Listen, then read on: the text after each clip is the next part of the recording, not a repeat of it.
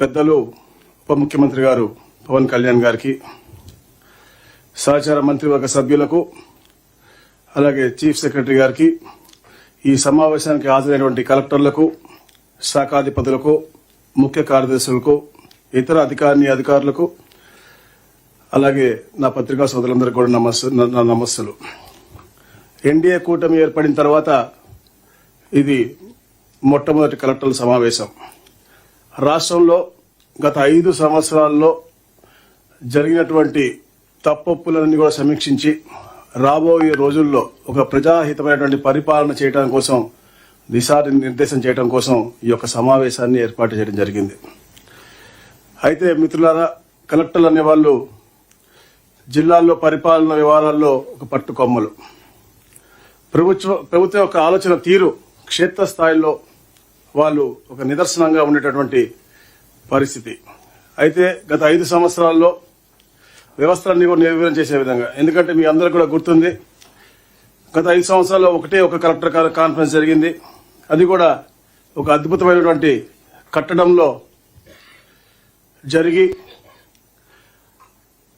అక్కడ ఒక ప్రోగ్రెసివ్ విధానంగా ముందుకెళ్లే కంటే కూడా కట్టడాన్ని హేళన చేసి మరుసటి రోజే దాన్ని కూలగొట్టి అప్పటి నాయకుడు అతని యొక్క సైకోతనాన్ని చూపించడం ప్రజలు గ్రహించారు, కానీ మనలో కొందరు గ్రహించలేకపోయారు.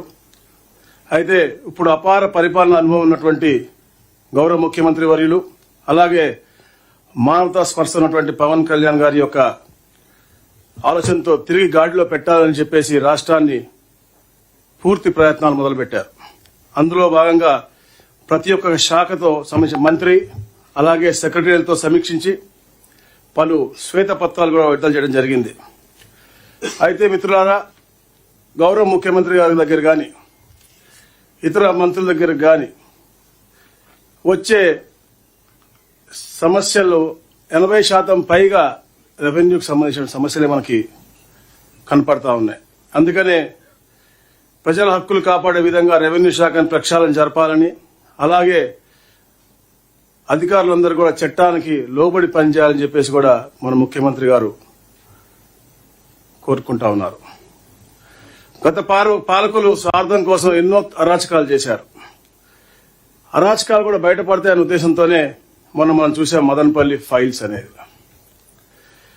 ఏదైతే గౌరవ స్పెషల్ చీఫ్ సెక్రటరీ గారు సిసోడియా గారు మదనపల్లి వెళ్తే వేలాదిగా అర్జీలు రావటం, వారు చేసినటువంటి కుంభకోణాలపై, గత పాలకులు చేసినటువంటి కుంభకోణాలపై నిదర్శనం అని చెప్పేసి కూడా తెలియజేస్తాను. ఏదైతే మనం చేసిన ఈ ప్రయత్నం మూలంగా ప్రజల్లో ఒక ఆశ, తప్పకుండా గతంలో వాళ్ళు నష్టపోయినటువంటి అన్ని విషయాల్లో కూడా ఒక చిన్న చిగురు వస్తుంది, తప్పకుండా వాళ్ళ సమస్యలు పరిష్కరిస్తాయని చెప్పేసి ఒక ఆశ అనేది ఆ రోజు తర్వాత కూడా మన ప్రజల్లో కనపడింది.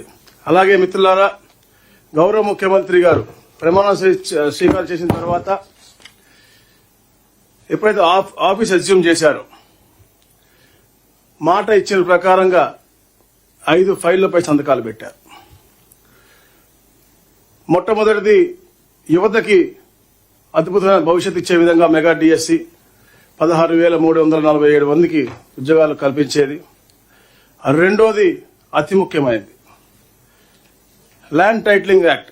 ఏదైతే హక్కుదారుని కూడా అతని హక్కులన్నీ కూడా నిర్వీర్యం చేసుకుంటూ డబ్బున్న వ్యక్తి దగ్గర, పొలిటీషియన్ దగ్గర, లేకపోతే ఒక ఆఫీసర్ కాళ్ళ దగ్గర ఉండే విధంగా అతని హక్కులు కాళ్ళ రాసే విధంగా ఉన్నటువంటి ల్యాండ్ టైటిలింగ్ యాక్ట్ ని రిపీల్ చేస్తామని చెప్పాము తప్ప అది అసెంబ్లీలో కూడా మన యాక్ట్ గా పెట్టి మన దాన్ని రిపీల్ చేయడం జరిగింది. అలాగే మూడో సంతకం ఏదైతే అన్నా క్యాంటీన్ల పునరుద్ధరణ ఉందో ఈ నెలలో పూర్తిగా అన్నా క్యాంటీన్లు పునరుద్ధరించే విధంగా కూడా ముందుకెళ్తా ఉన్నాం. పెన్షన్లు కూడా అద్భుతంగా కలెక్టర్లందరూ కూడా పర్యవేక్షణలో 1వ తారీఖున 97% అయిందంటే ఈ యొక్క పరిపాలన విధానం మీ అందరూ కూడా చూసి మీరు కూడా క్షేత్రస్థాయిలో అమలు చేయడం నిజంగా మీ అందరూ హర్షణీయం అని చెప్పి తెలియజేస్తాను. అలాగే స్కిల్ సెన్సస్ కూడా గణనపై కూడా తొలి సంతకం పెట్టారు, అది కూడా స్టార్ట్ చేయడం జరిగింది.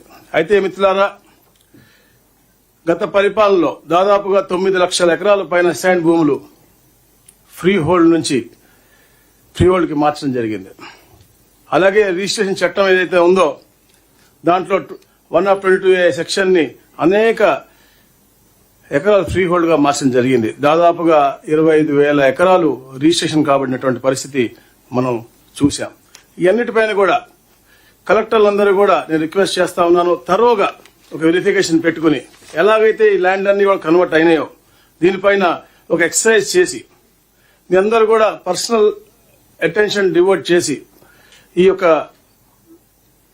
వ్యవస్థని ఒక గాడిలో పెట్టి సామాన్య మానవుడికి న్యాయం జరిగే విధంగా ముందుకు వెళ్లాలని చెప్పేసి కూడా నేను కోరుతా ఉన్నాను. అదేవిధంగా గత పరిపాలకుడు అతని యొక్క ఫోటోలు పిచ్చితో ఏదో పాస్బుక్ల పైన ఫోటోలు ముద్రించి ప్రజాధనాన్ని వృధా చేశాడు. దాన్ని కూడా అంటే అదొక పిచ్చితనంతో చేసినటువంటి పరిస్థితి. ఏదైతే రీసర్వే ఆపామో అంటే విత్తేళ్లు చేశామో దాని మీద అంటే విత్తేళ్లు చేసినా కూడా సమస్యలు వస్తా ఉన్నాయి, విత్తేళ్లు మనం ముందుకెళ్లిన సమస్యలు వస్తున్నాయి. సో దాన్ని ఇమీడియట్ గా మనం గ్రామ సదస్సులు పెట్టుకుని ఏదైతే గత ముఖ్యమంత్రి గారు తెలియజేశారో అవన్నీ కూడా క్షేత్రస్థాయిలో అన్ని సమస్యలు పరిష్కరించుకుని ముందుకు వెళ్లి మంచి పరిపాలన ఇచ్చే దిశగా మనం ముందుకు వెళ్దాం. అలాగే ఏదైతే సరిహద్దురాళ్లు 77 లక్షల సరిహద్దురాలు ఉన్నాయి, అది కూడా గ్రామాల్లో ఉపయోగపడే విధంగా పనిచేసే ఒక ప్రణాళిక తీసుకుని ముందుకు వెళ్లాలని చెప్పేసి కూడా గౌరవ ముఖ్యమంత్రి గారు తెలియజేయడం జరిగింది. తప్పకుండా ఏదైతే గత 5 సంవత్సరాలు జరిగినటువంటి ల్యాండ్ గ్రాబింగ్ పై చర్య తీసుకోవాలి. మీ అందరి సహకారంతో తప్పకుండా ముందుకు వెళ్లాలి. అందుకనే గౌరవ ముఖ్యమంత్రి గారు గుజరాత్ తరహాలో గతంలో ఏదైతే 1982లో ఏపీ ల్యాండ్ గ్రాబింగ్ యాక్ట్ ఉందో దాన్ని అనుసరించి గుజరాత్ వారు స్ట్రింజెంట్ రూల్స్ తో ఇంకా కఠినతరమైనటువంటి పెనాల్టీస్ తో పాటు ముందుకు వెళ్లారు.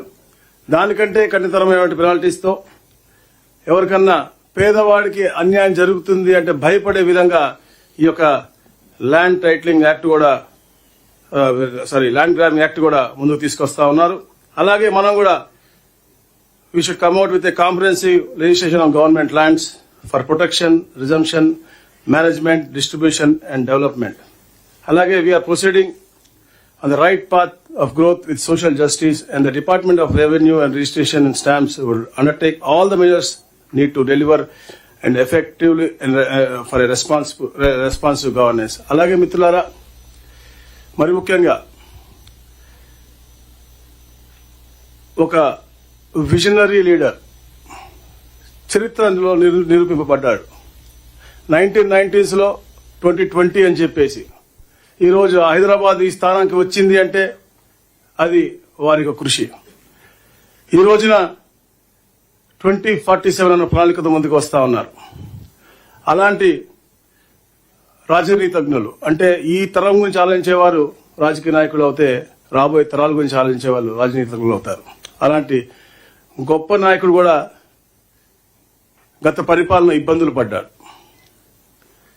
అలాంటి ఇబ్బందులు పడినప్పుడు తప్పకుండా ఈ రాష్ట్రానికి నేను అండగా ఉంటాను, నేను కూడా ఎవరైతే ఇబ్బంది పెట్టారో వాళ్ళని అతపాతాలలోకి నొక్కేస్తానని చెప్పేసి గౌరవ ఉప ముఖ్యమంత్రి పవన్ కళ్యాణ్ గారు ఆ రోజు చొరవ తీసుకుని ముందుకు రావటం, ఈ రాష్ట్రాన్ని గాడిలో పెట్టాలి, పేదవాడికి అందుకే అండగా ఉండాలని చెప్పేసి ఈ కూటమి ఏర్పాటు అవటం, ఈ రాష్ట్రానికి మంచి జరిగే దిశగా అందరూ సమిష్టిగా ముందుకు రావటం ఒక అద్భుతమైనటువంటి కార్యక్రమం. అలాగే ఏదైతే గత పరిపాలన గురించి నేను మొన్న ఢిల్లీ వెళ్ళినప్పుడు ఒక మనిషి చెప్పాడు, दुनिया में सबसे अमीर आदमी को भी पैसे चाहिए, सबसे गरीब आदमी को भी पैसे चाहिए, लेकिन व्यवस्था के अंदर रहे तो उन्हें सक्सेस होता, अगर व्यवस्था के बाहर गए तो व्यवस्था ही उसको खा लेता है. वही वो आंध्रा में जो అంటే అలాంటి పరిపాలకుడు గతంలో ఉన్నాడు కాబట్టి సిస్టమ్ బియాండ్ గా వెళ్లి సిస్టాన్ని కూల్చాలని చూశాడు కాబట్టి సిస్టమ్ అతను తినేసిందని చెప్పేసి కూడా అతను చాలా క్లియర్ గా చెప్పాడు. సో అందులో ఒక టీం వర్క్ గా ఒక అద్భుతమైనటువంటి ఒక ప్రణాళిక ఏదైతే గౌరవ ముఖ్యమంత్రి గారు ఇస్తారో దాన్ని ఆచరణ చేసుకుంటూ ఒక పూర్ మ్యాన్స్ గవర్నెన్స్ గా, ఒక పొలిటికల్ గవర్నెన్స్ గా, ఒక ఆఫీసర్స్ గవర్నెన్స్ గా ఒక అద్భుతమైన పరిపాలన ఇచ్చుకుంటూ ఏదన్నా మాతోలో కూడా తప్పులుంటాయి. Definitely we all respect you in this way. And అట్లాగే మీరు కూడా మాతో కూడా ఎవరు ఉంటే కూడా let us have a good interaction, let us have a good discussion and we'll come out with a real public and poor man's governance. Thank you. Thank you, sir.